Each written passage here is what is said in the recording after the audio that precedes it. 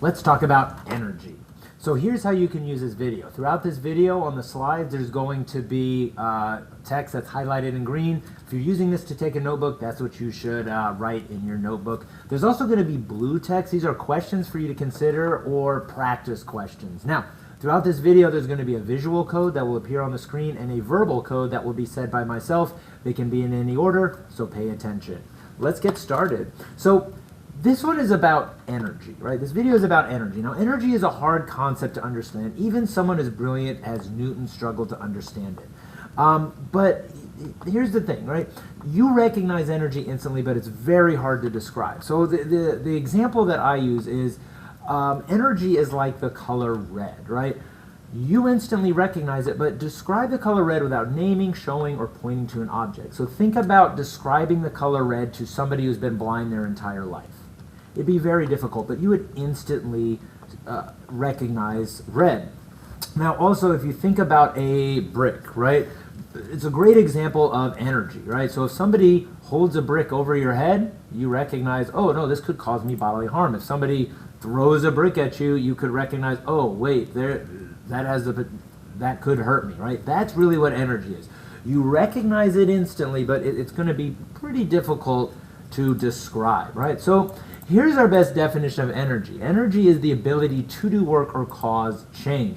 Now, all forms of energy are scalar, which means they only have magnitude, no direction. And the unit for all forms of energy is the Newton meter or the joule. And it's represented with a capital J, right? Now, there are many different forms and ways to store energy.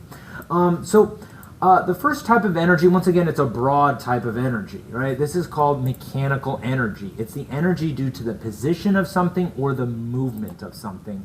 It's just the sum of the kinetic energy and the potential energy. There's the equation up top, right? And we're going to learn about those types of energies: kinetic energy, gravitational potential energy, and elastic potential energy.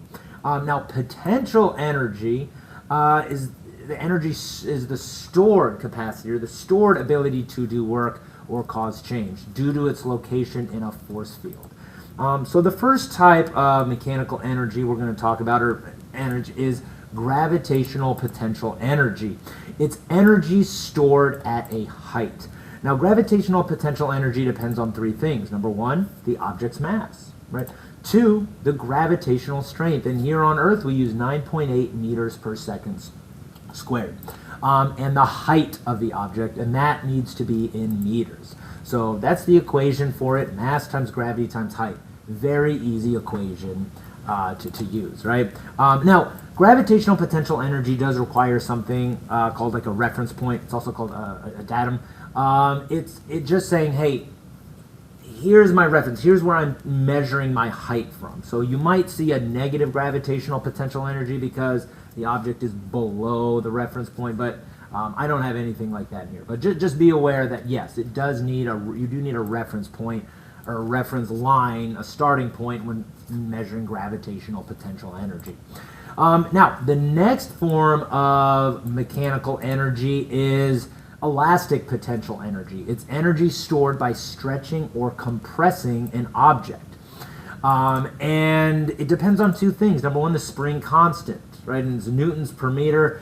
This is just what the material is made of, right? Basically, how stretchy is that object. And X is the spring displacement or object displacement. That's how far back it's being either stretched or compressed. And here's the equation. Now look at this equation, right? 1/2 times the spring constant times the displacement squared. What do you think has a larger effect on it? Right? Well, if you look at that, the displacement is squared. So that means it's going to have a larger effect on it than the spring constant.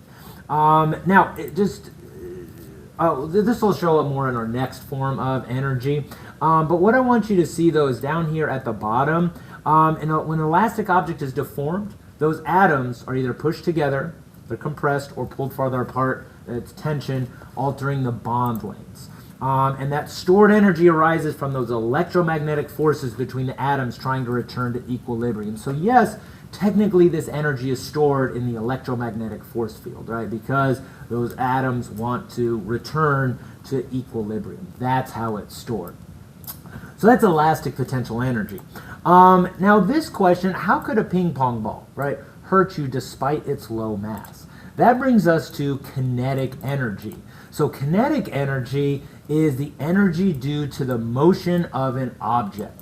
Kinetic energy depends on two things. Number one, the object's mass, and that needs to be in kilograms. And two, the object's velocity, and that's in meters per second. So that's the equation, right? 1/2 times mass times velocity squared, right? Now you're probably thinking like, well, wait a minute, right? Momentum is mass times velocity. How is this different, right? What has a larger effect on kinetic energy?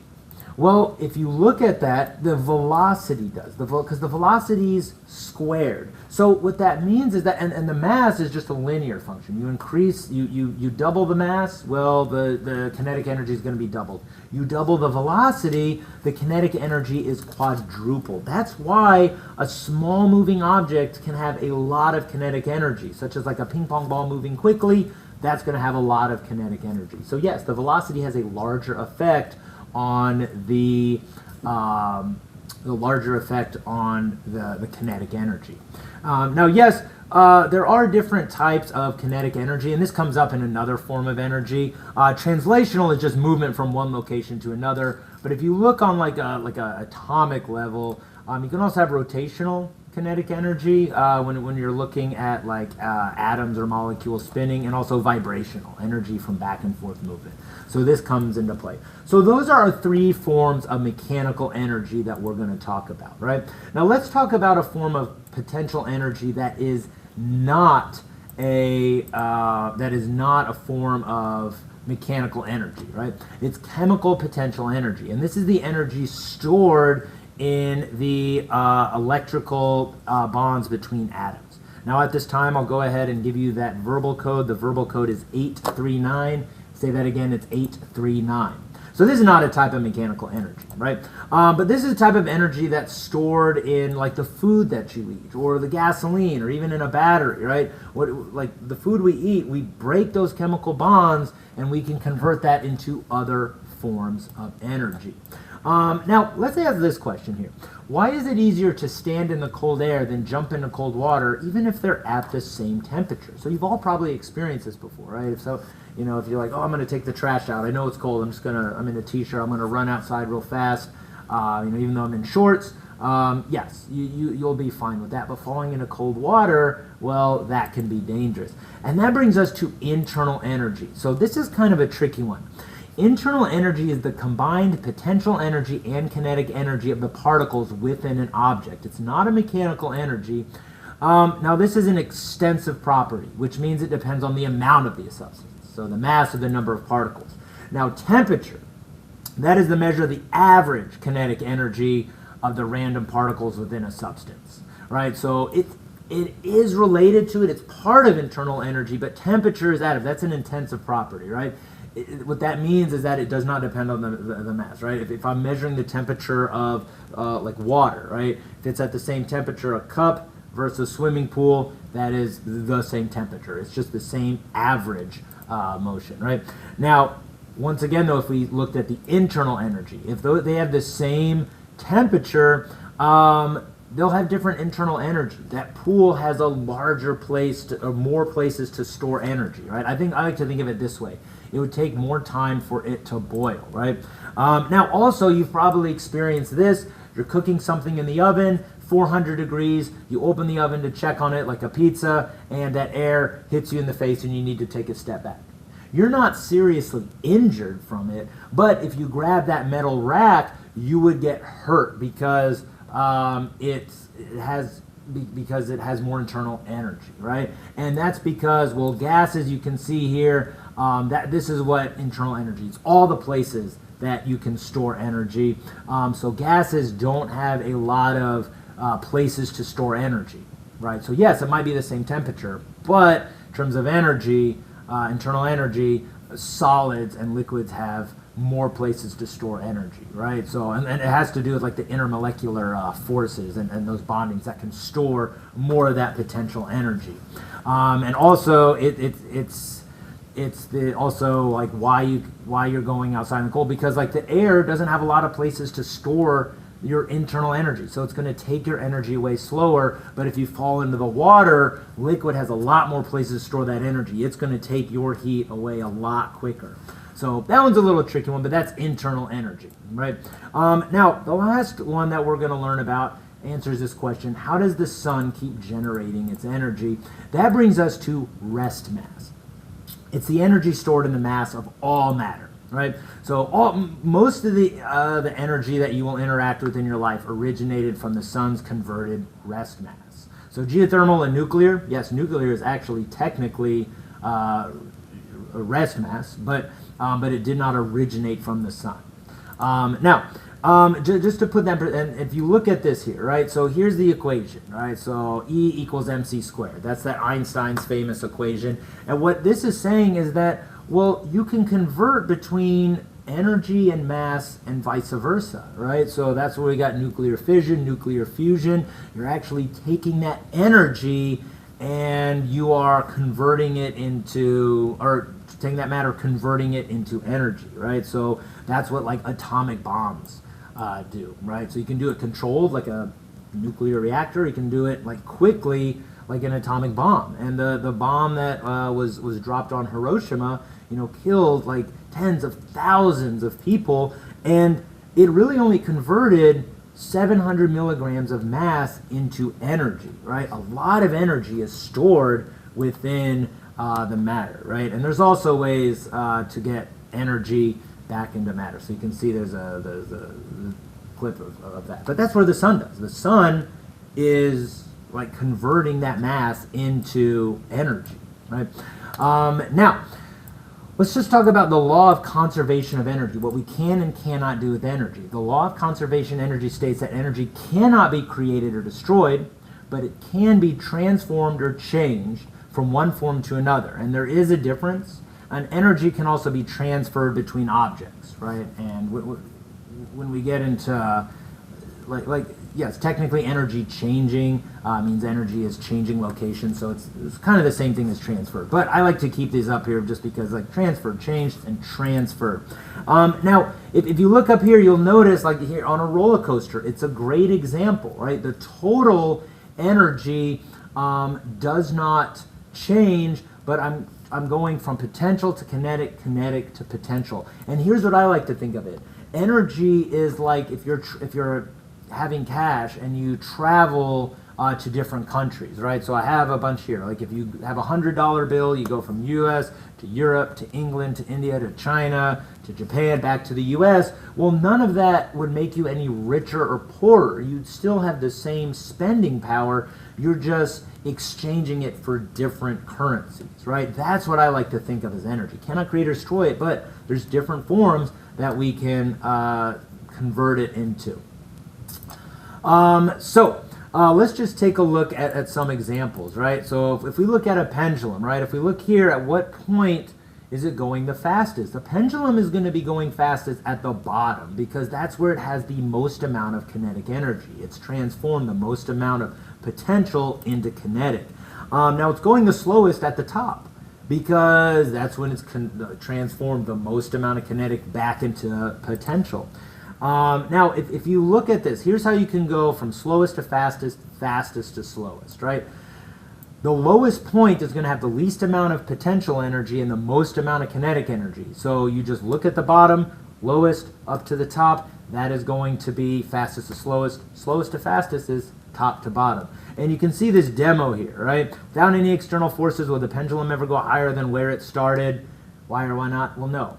Right, it's never going to go higher. So like you can see Neil deGrasse Tyson here is putting a bowling ball on his nose. He's letting it go. He knows that it's not going to come up and hit him in his face because, well, even if you can't create energy, right? Whatever the energy I started with, that's what I have to end with. And you're going to lose a little energy to the outside world as like friction, as heat, so it's not going to return to that original height. So let's just take a look at other questions. Like a roller coaster is another great example. So if you look at this roller coaster track, at what point on the track is the marble going the fastest? Same thing as a pendulum. It's the lowest point because you've transformed the most amount of that gravitational potential energy into elastic potential energy. When's it going the slowest? Well, up at the top. right? So what 2 points on the track is the marble going the same speed? Well, if they're at the same height, they have the same gravitational potential energy, meaning they have the same kinetic energy, they're going the same speed. So if I rank these from fastest to slowest, you're going from the bottom up to the top. If you're going slowest to fastest, you're going top down to the bottom. So real easy, without even looking at any numbers on this, I can instantly tell you where they're going the same speed. Yep, C and E. Okay, I can tell you fastest to slowest, slowest to fastest. And yeah, without any external forces, assuming it's not going to get any higher than point A because it's not going to have enough energy. You cannot create energy. So I'll do this one. I'll leave this one as a little practice for you, right? Because very similar to the last one, if you want to pause it, but it's asking kind of the same question. So if you want to just pause it here and practice with the second roller coaster. All right, so now let's talk about collisions here, right? So this gets a little complicated, so I'm going to go through this a little bit quickly, but an elastic collision is a collision between objects where both the total momentum and kinetic energy are conserved.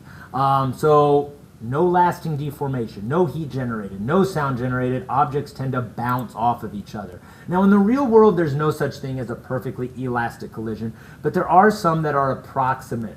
So, billiard balls, Newton's cradle, gas molecules collisions. We assume that these are pretty close to perfectly elastic, but they do make sound, that we do lose some energy to that outside world. And you can see here are the equations to calculate it, right? So there's momentum. Momentum's conserved, and the kinetic energy is conserved as well, right? So those are the equations to do that. Now, in an inelastic collision is a collision where total momentum is conserved as well, right? So, but total kinetic energy is not conserved. So during an inelastic collision, they have these following traits. So could be permanent deformation, generation of heat or sound, and the objects like stick together. Right, they have the tendency to kind of stick together. Now, one thing is the coefficient of restitution, and that's represented by E. That measures how bouncy a collision is. So this is how you determine on a scale of elastic to inelastic how bouncy is it, right? So if it's exactly 1, that's a perfectly elastic collision. Like I said, not in the perfect world, right? If it's in between 0 and 1, that's an inelastic collision, right, to some degree, right? And if it's 0, that's perfectly inelastic. Objects stick together. So there's that equation to calculate these. So it's a relative velocity after the collision, relative velocity before collision, right? So, and that'll get you whether it's elastic or perfectly inelastic or somewhere in between. So you can see here that to calculate like the energy lost, right? The kinetic energy lost. You collide. Some of that energy is turned into like heat, sound. We're losing some of that energy, that kinetic energy, to another form of energy. So examples are like car crashes, right? Permanent deformation, spaghetti hitting the wall. That's how I guess it's an old way to tell whether spaghetti's done. It sticks to the wall. Well, it's sticking. Football tackle, so hopefully not permanent deformation, but they grab onto each other and they tend to stick together. So that is an inelastic collision. Now, just as a final thought, remember there's too much unknown in the universe to take a break from learning. Get out there and question everything.